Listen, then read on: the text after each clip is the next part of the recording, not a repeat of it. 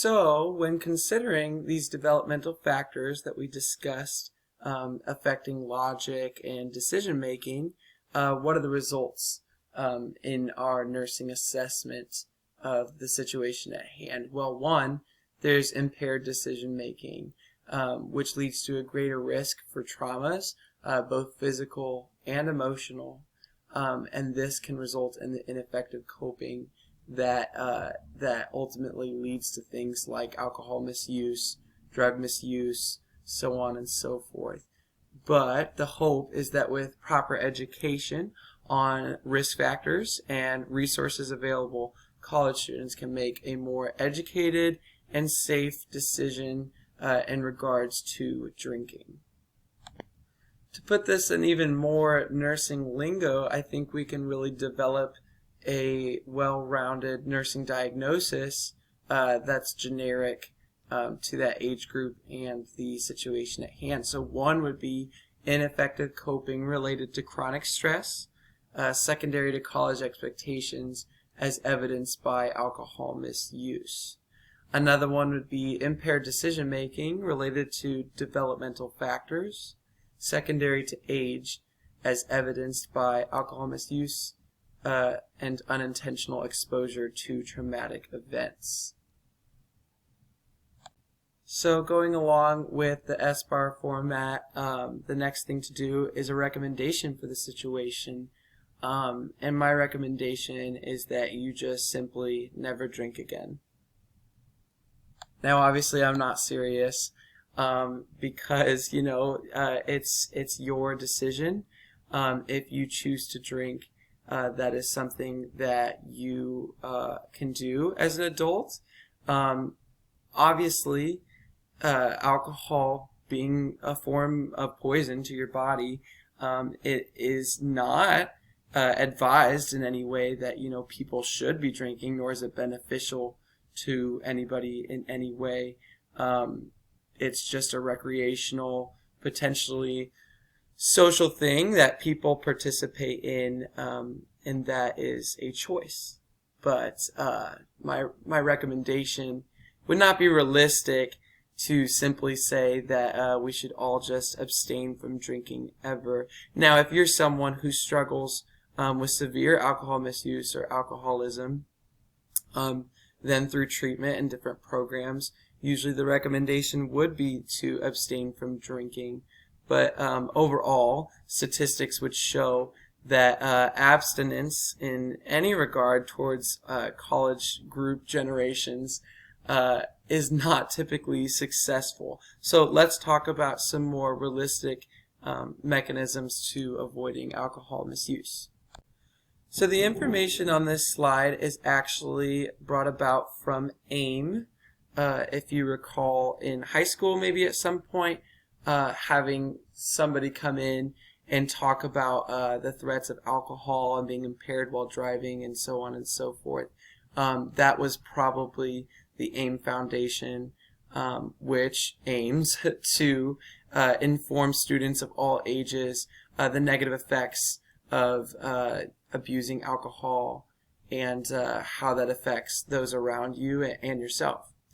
But they have provided a resource that has discussed from a school perspective and from a student perspective the factors that could be beneficial in actually helping students reframe their coping mechanisms and to avoid alcohol misuse. So they said a mixture is best between individual and environmental factors. So let's start with the individual factors. So in regards to normative re-education, that process kind of speaks to how individuals make decisions based on culture and values, not on like their independent rational reasoning. So re-education on the matter would be a third party of some kind influencing students to see that the culture of college isn't all about alcohol and the negative aspects of it. And then in regards to motivational interviewing, that is simply the idea behind it is to create an internal desire for change in the client.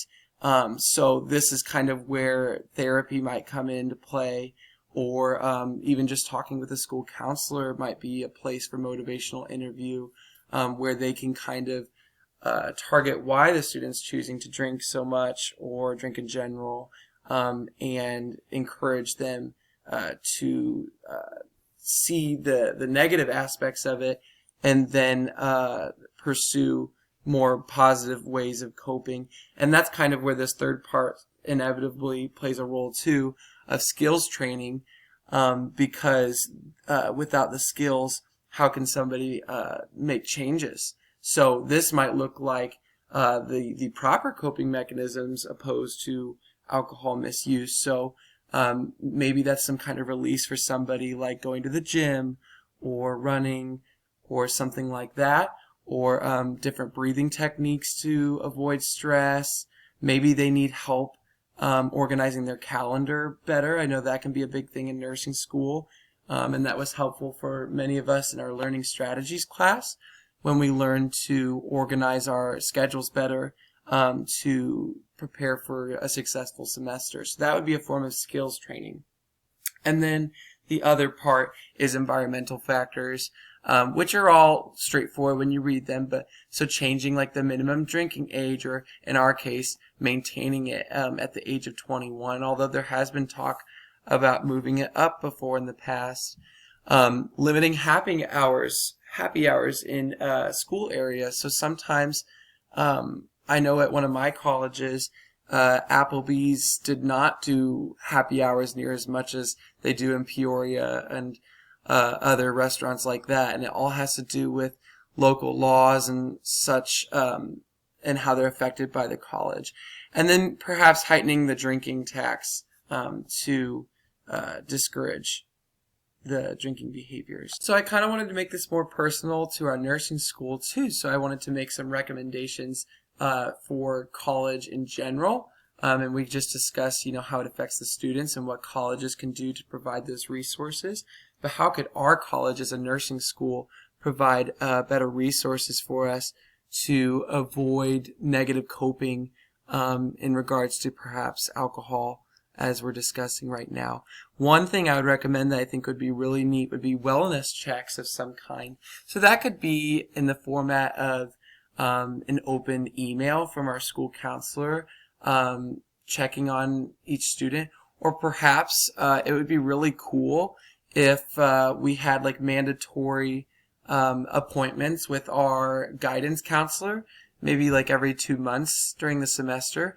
I know that would definitely help with communication, that sometimes we students feel like that we're lacking in regards to our college, and that can be really frustrating from a student perspective and can add to the stressors that lead to these negative coping mechanisms. So I think wellness checks would be really neat, and like I said, there's multiple different formats that could come in, but I would like the idea of a policy in play that would encourage us to have more communication with our guidance counselors and or school counselor as well. I think intentionality is just another way to put that, really, but is a really good thing that our college could invest in, as far as just being more intentional with students in checking on them and doing different things to promote a safe environment and just to help students with those coping with the stressors that come along with nursing school. So just having intentional faculty would play a big role in that too. And then overall promoting community. And this has been negatively impacted by the coronavirus.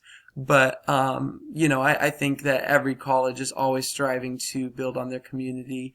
And nursing school being such a stressful environment, our, primary focus is obviously on our education, but I think that it's also of great importance to provide a safe community where we have those abilities to release stress in events with our peers who are sharing in those stressors, rather than leaving school as just a place of class and then going into the weekend and choosing to cope potentially negatively. And when in doubt, if you're wondering if it's a good idea to be drinking that next bottle or that next can at a party, just picture that Sister Rosalinda is watching. Once I thought of this, it helps me. I can't look into that smiling face and then be able to make that decision personally. So, yeah. So really the goals behind this education presentation and these concepts of improving student life and avoiding alcohol misuse, one is to empower every student with the resources to effectively cope with inevitable stressors brought about with life change and education in high stress places like nursing school. We want to give those resources because I think a big reason that students tend to gravitate towards that negative coping mechanism is the potential for the lack of knowledge in regards to these resources. Another goal is to provide students with a safe environment to relieve stress without creating more through traumatic events brought out by this misuse. And overall, just to set an example for future generations to begin the process of de-glorifying college and alcohol-related lifestyles that have impacted us so greatly and have even made it into Hollywood portrayals as the stereotypical now presentation of college life. Well, I'd like to thank you all for sitting through and attentively listening to my presentation. These are the sources in APA format that I utilized throughout my slideshow. So if you care to look more into anything, you can do so using this here. I'd like to end my presentation with a survey. I'd like to hear from you. I built a survey that sort of discusses alcohol misuse amongst college students. And if you would be ever so kind to go ahead and take out your cameras on your smartphones and scan this QR code, you will be directed immediately to a Google survey that is completely anonymous, and just ask some brief questions about your lifestyle. And I would really love if you would take the time to answer those, and it shouldn't take long at all. And if you don't have a smartphone to do so, just let me know, and I will gladly go ahead and send you a link, and we'll go ahead and talk about the statistics that we gather at the end of the survey, and I'll take questions at that time. Thank you so much, guys.